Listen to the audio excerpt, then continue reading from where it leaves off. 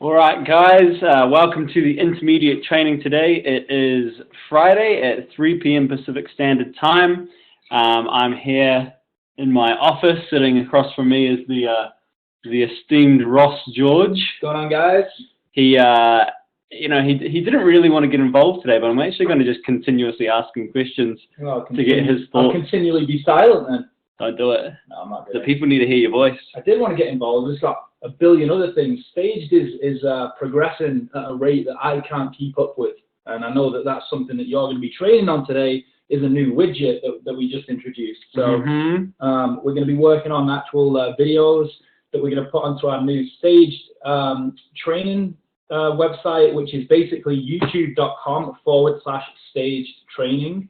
We actually have a custom URL now because we've added enough content, so that's good news. That's great news. So yeah, take the users through this new widget because I think that this is actually the key to Staged being easily duplicatable. I don't know if duplicatable is a word. I feel like if it isn't, it should be. Maybe replicated would be. No, I'm going to stick with the word I just made up. What? So, it's the key to duplication. How about that? Okay, that's a good one. There you go. It's a happy compromise. And hopefully Bryn's going to show you exactly why I think that and how you can incorporate into your stages and add value to the rest of your team. Awesome. Well, thank you for that little spiel, Ross George.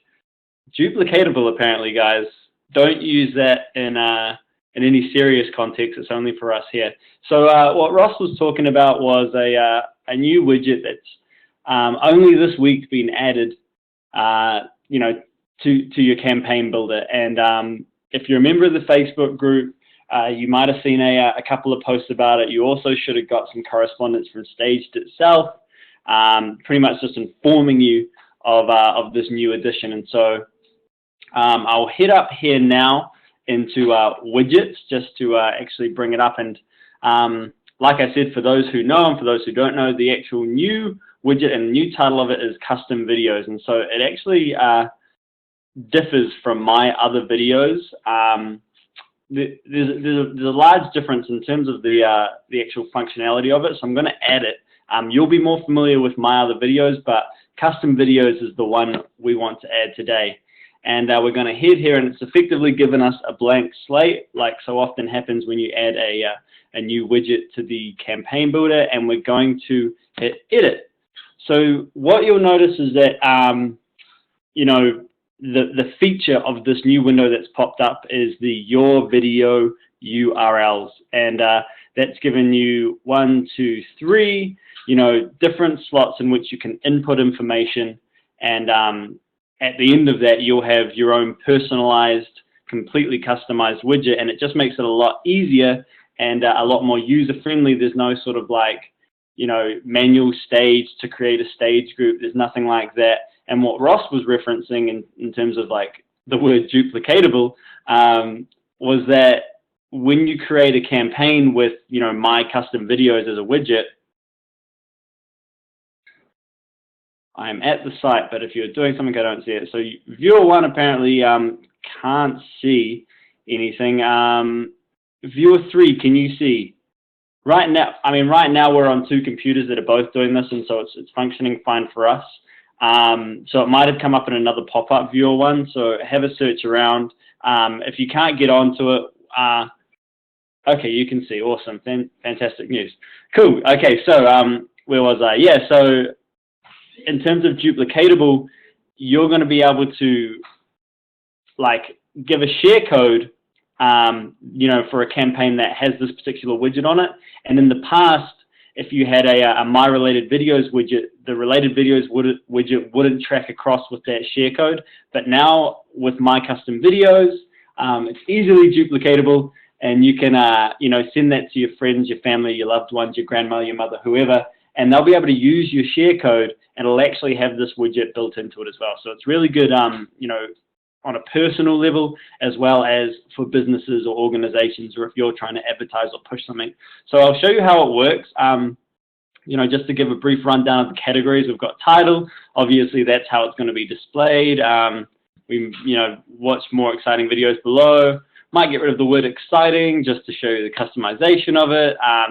How many, videos across the display. So we've got the option of you know, 3 through to 5. I'm going to stick with 3. It spaces them out really nicely. And then again, you've got how many rows, so you can pick up to 3. So the maximum videos that you can pick is 15, and the minimum is 3. So I'm going to stick with 3 today to keep it nice and short on a Friday afternoon or night if you're with us from the East Coast.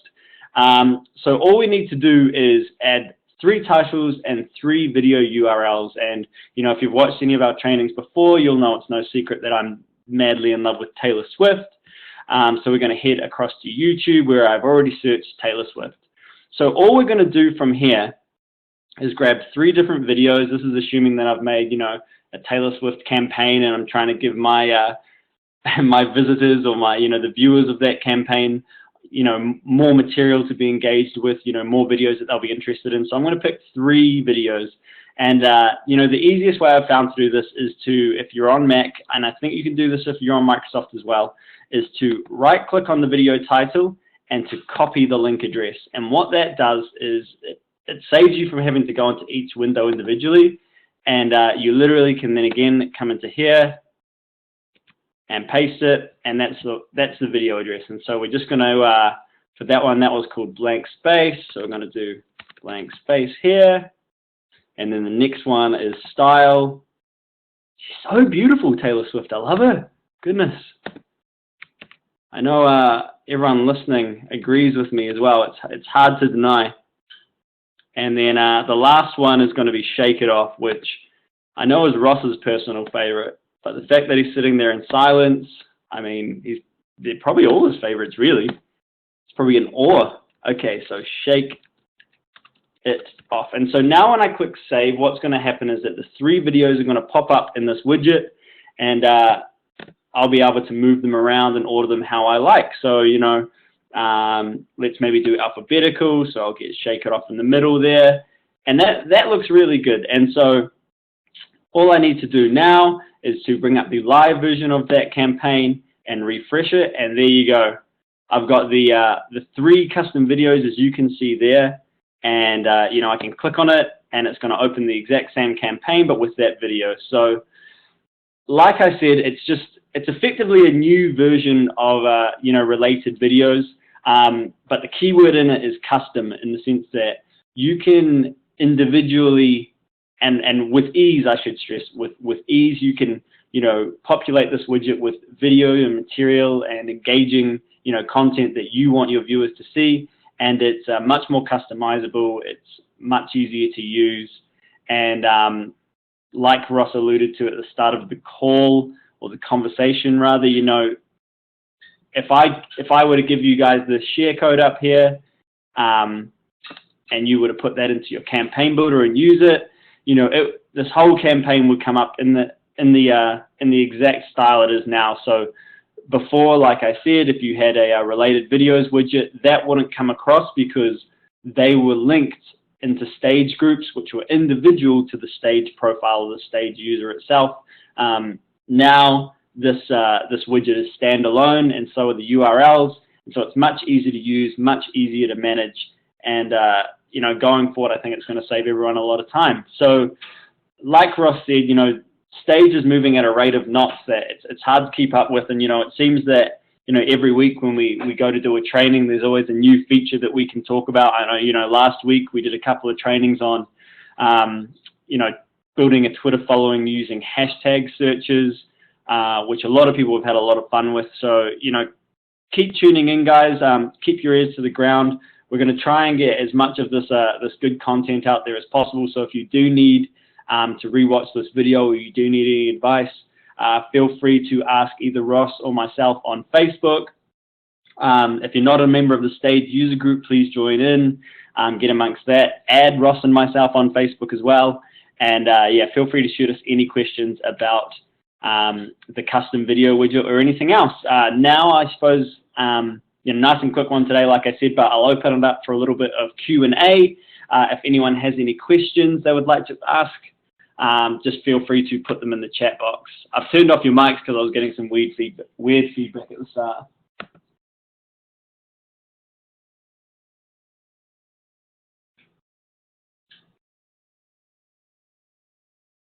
Nope, no questions.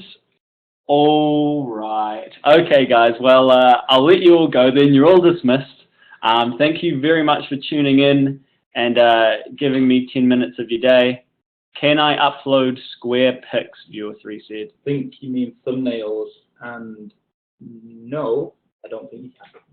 No. So the thumbnail is automatically populated from YouTube. Yeah. So unless you can get in touch with Taylor Swift and ask her to change the thumbnail. In the bio. Oh yeah, in the bio, yeah. Yeah. So in the bio, viewer 3, a square. Thanks, Stacey. Yeah. The square or the image is a circle, as you can tell from my bio. But it wants you to upload a square image. So, I typically try and aim for it to be around 100 by 100 because it's going to be a small image anyway. So you can do that in 2 ways. You can do it directly on the campaign, like Bryn's about to do now, and you just upload your image there. And like I said, it has to be. So if you just close your chat down now. So it says select image, a square image is recommended.